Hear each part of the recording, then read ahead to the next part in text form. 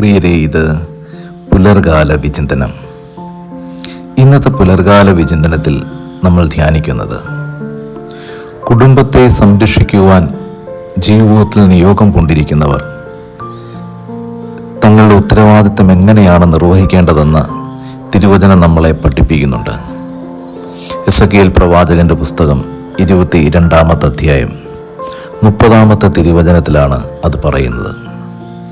വചനം ഇപ്രകാരമാണ്: ഞാൻ ആ ദേശത്തെ നശിപ്പിക്കാതിരിക്കേണ്ടതിന് കോട്ട പണിയാനോ കോട്ടയുടെ വിള്ളലിൽ നിലയുറപ്പിക്കുവാനോ തയ്യാറുള്ള ഒരുവനെ അവരുടെ ഇടയിൽ ഞാൻ അന്വേഷിച്ചു, എന്നാൽ ആരെയും കണ്ടില്ല.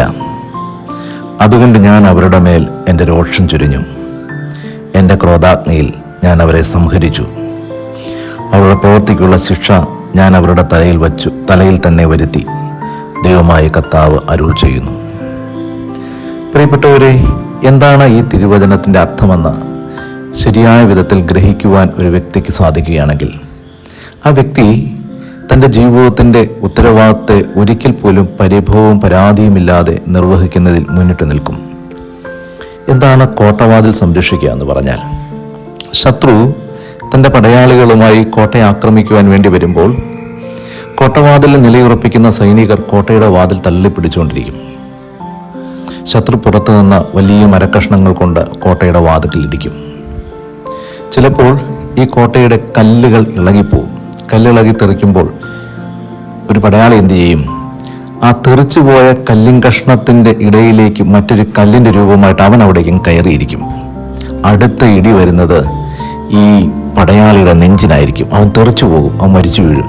അപ്പോൾ അടുത്തവൻ ഓടിപ്പോയി ആ പഴുതിലേക്ക് കയറിയിരിക്കും. ഇതാണ് സംരക്ഷിക്കുന്നത്.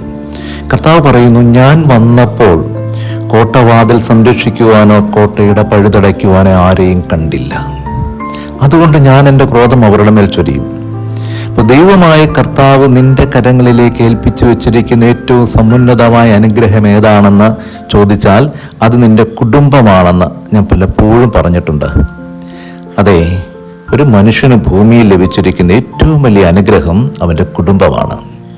ആ കുടുംബത്തെ സംരക്ഷിക്കുവാൻ, കോട്ടവാതിൽക്കൽ കാവൽ കിടക്കുവാൻ, കോട്ടയുടെ പഴുതായി മാറുവാൻ ഒരു ഗൃഹനാഥയ്ക്കും സാധിക്കുമ്പോഴാണ് നിങ്ങൾ ഉത്തരവാദിത്തമുള്ള മാതാപിതാക്കളായി രൂപപ്പെടുന്നത്. എനിക്ക് പരിചയമുള്ള ഒരു അപ്പച്ചനുണ്ടായിരുന്നു. അദ്ദേഹത്തിന് 8 പെൺമക്കളായിരുന്നു. വലിയ സാമ്പത്തികമൊന്നുമില്ലാതിരുന്ന സമയത്ത് ഒരു കുഞ്ഞു വീടാണ്.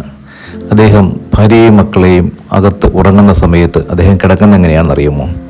പ്രധാന വാതുക്കൽ പാവിരിക്കും. അവിടെയാണ് അദ്ദേഹം കിടന്നുറങ്ങുന്നത്. ഈ കുഞ്ഞുങ്ങളൊന്നുണർന്നാൽ, പുറത്തെന്തെങ്കിലും ശബ്ദം കേട്ടാൽ ചാടി എഴുന്നേൽക്കും. അപ്പോൾ ഈ വീടിൻ്റെ കാവൽക്കാരൻ ആ പിതാവായിരുന്നു. നന്നായി ഉറങ്ങുമോ എന്ന് ചോദിച്ചാൽ അദ്ദേഹത്തിന് നല്ല ഉറക്കം വരില്ലായിരുന്നു. കാരണം അത്ര അലേർട്ടായിരുന്നു. ഒരു കുഞ്ഞു ശബ്ദത്തിന് പോലും അദ്ദേഹത്തിൻ്റെ ഉറക്കത്തെ കെടുത്തി എഴുന്നേൽപ്പിക്കുവാൻ കഴിയുമായിരുന്നു. കാരണം അയാൾ ശരിക്കും കാവൽക്കാരനായിരുന്നു. ഇങ്ങനെ കാവൽ നിൽക്കുന്ന ഒരു കുടുംബനാഥൻ ഒരു കുടുംബത്തുണ്ടെങ്കിൽ ആ മക്കളുടെ ജീവിതം ഒരിക്കലും നഷ്ടപ്പെട്ടു പോകില്ല. എല്ലാ കാര്യങ്ങൾക്ക് വേണ്ടിയും കാവൽ നിൽക്കുന്ന ഒരു കുടുംബനാഥനും കുടുംബനാഥയും. പ്രിയപ്പെട്ടവരെ, നിന്റെ കുടുംബത്ത് നിന്റെ മക്കളുടെ ജീവിത സംരക്ഷണത്തിനു വേണ്ടി ഇപ്രകാരം അർപ്പിത ബോധത്തോടുകൂടെ നിനക്ക് നിൽക്കുവാനായിട്ട് പറ്റിയാൽ നീ ആ കുടുംബത്തിലെ ഏറ്റവും നല്ല അപ്പനായിട്ട് മാറും. ആ കുടുംബത്തിന് വേണ്ടി ത്യാഗം ചെയ്യുവാൻ നിന്നെ കൊണ്ട് പറ്റും. അങ്ങനെയുള്ള കുടുംബത്ത് മുൻപിൽ വിളമ്പി വെച്ചിരിക്കുന്ന കഞ്ഞിക്കകത്ത് കലർന്നിരിക്കുന്നത് അപ്പൻ്റെ വിയർപ്പാണെന്നും അമ്മയുടെ കണ്ണുനീരാണെന്നും തിരിച്ചറിയുന്ന മക്കൾക്കൊരിക്കലും നിന്റെ നെഞ്ചത്ത് ചവിട്ടാൻ തോന്നുകയില്ല. അവർ ഒരിക്കലും നിന്റെ നെഞ്ചിൽ ചവിട്ടില്ല. അതല്ല, മുമ്പിൽ വിളമ്പി വെച്ചിരിക്കുന്ന കഞ്ഞിക്കകത്ത് നിന്റെ സ്പർശനമില്ല എന്ന് മക്കളെ നീ പഠിപ്പിച്ചിട്ടുണ്ടെങ്കിൽ, നീ യഥാർത്ഥ കാവൽക്കാരനല്ലാതെ മാറിയിട്ടുണ്ടെങ്കിൽ ഒരിക്കൽ പോലും നിന്റെ ചോരയ്ക്ക് വിലയുണ്ടാവില്ല, നിന്റെ മാംസത്തിന് വിലയുണ്ടാവില്ല. ശരിക്കും നിന്റെ വീട്ടിൽ നീ വിളമ്പി കൊടുക്കുന്ന നിന്റെ ചോരയും നിന്റെ മാംസവുമല്ലേ? ക്രിസ്തു അന്ത്യത്താഴത്തിൽ അപ്പമെടുത്ത് പറഞ്ഞില്ലേ, ഇതെൻ്റെ ശരീരമാണ്, രക്തമാണ്. അതല്ലായിരുന്നോ സ്നേഹം? നിന്റെ കുടുംബത്തെ നീ ഇത് തന്നെയല്ലേ ചെയ്യുന്നത്?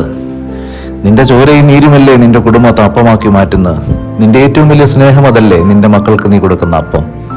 പക്ഷേ അപ്പം തിരിച്ചറിയണമെന്നുണ്ടെങ്കിൽ നീ ഇവിടെ ഇടകലർത്തി വെക്കേണ്ട നിന്റെ കാവൽക്കാരൻ്റെ റോളുണ്ട്. നിന്റെ നിസ്സീമമായൊരു സ്നേഹമുണ്ട്. അതില്ലാത്തവർക്ക് കോട്ടവാതിലിൻ്റെ പഴുതടയ്ക്കാൻ പറ്റില്ല, കോട്ടവാതിക്കൽ ഇരിക്കുവാനായിട്ട് പറ്റില്ല. അതുകൊണ്ട് കുടുംബമെന്ന ശ്രേയസ്സായിട്ടുള്ളൊരു പുണ്യത്തിന് വേണ്ടി ജീവിതത്തെ അർപ്പിച്ചു കൊടുക്കുക. നീ അതിൻ്റെ കാവൽക്കാരനാണെന്ന് സമ്പൂർണ്ണ ബോധ്യത്തോടുകൂടെ നീ തിരിച്ചറിയുക.